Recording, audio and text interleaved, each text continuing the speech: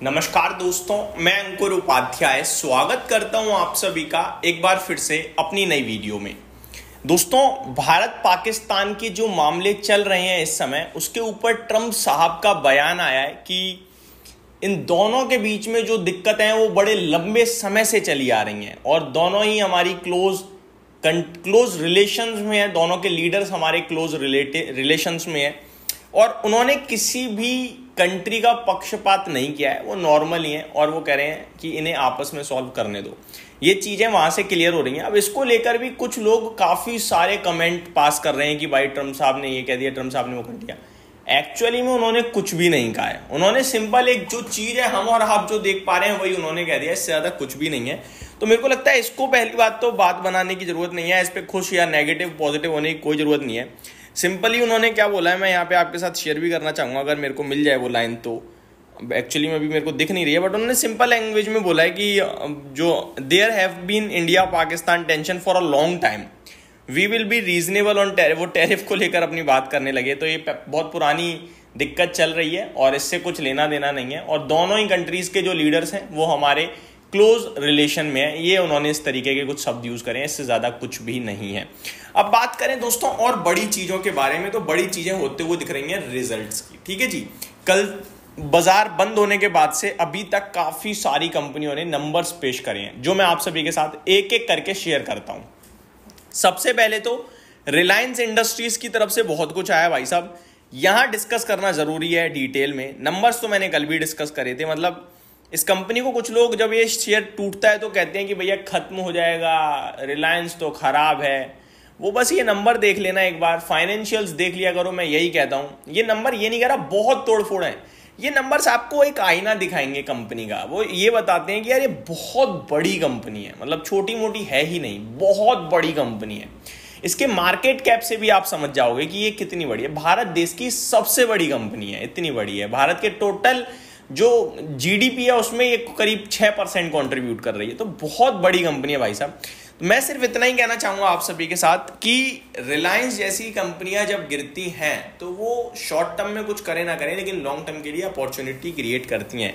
वहीं अगर रिलायंस के स्टॉक की बात करें तो इसने निवेशकों को कोई पैसा ज्यादा बना के नहीं दिया है बीते कुछ समय में, कुछ सालों से। ये भी एक तरफ सच्चाई ही है। अब जब स्टॉक पैसा बना के नहीं दे रहा तो क्या फायदा बड़ी कंपनी का, ये निवेशक कहते हैं। मैं आपको बताना चाहूंगा कि हुआ क्या है एक्चुअली में। रिलायंस के शेयर ने 2 साल में अपने निवेशकों को मात्र 20% के रिटर्न्स दिए हैं। ये सबको दिख रहा है, लेकिन ये नहीं दिख रहा कि इसी रिलायंस से जियो फाइनेंशियल सर्विस का शेयर अलग हो चुका है, जिसकी वैल्यू 250 रुपए है। और अगर आज के भाव में 250 रुपए इंक्लूड करोगे तो 1550 हो जाएगा भाई साहब। समझ रहे हो बात को? यानी कि जो स्टॉक 1100 था वो 1550 हो गया। तो फिर ये तो 40% रिटर्न हो गए ना।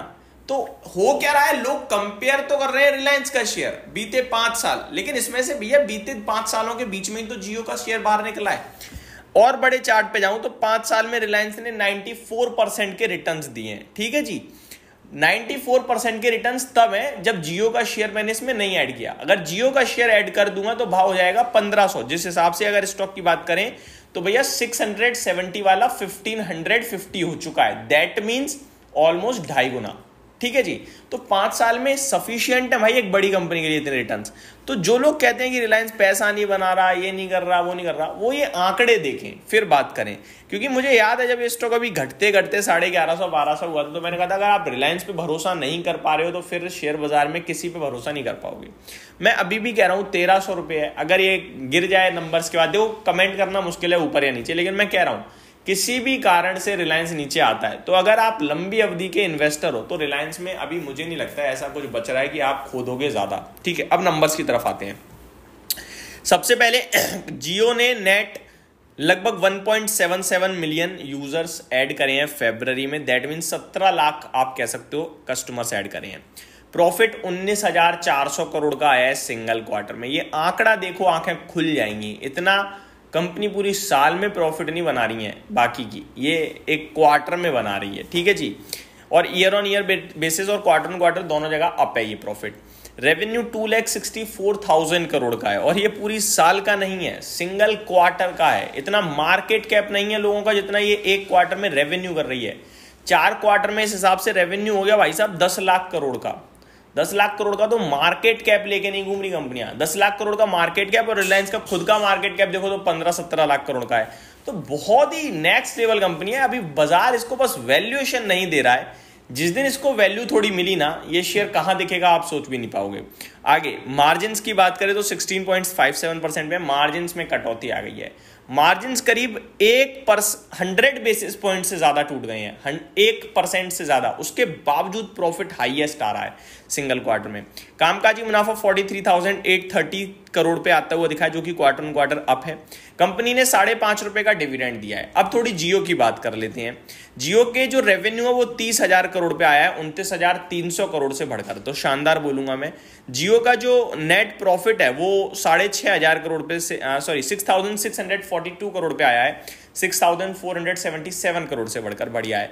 जियो का एबिटा यानी कामकाजी मुनाफा 16,188 करोड़ पे आया है और जियो के मार्जिन सिमिलर है 53.9% पे। जियो का आरपू 206.2 रुपए का हो 206.2 रुपए का हो चुका है, जो कि काफी शानदार, काफी अच्छा मानूंगा।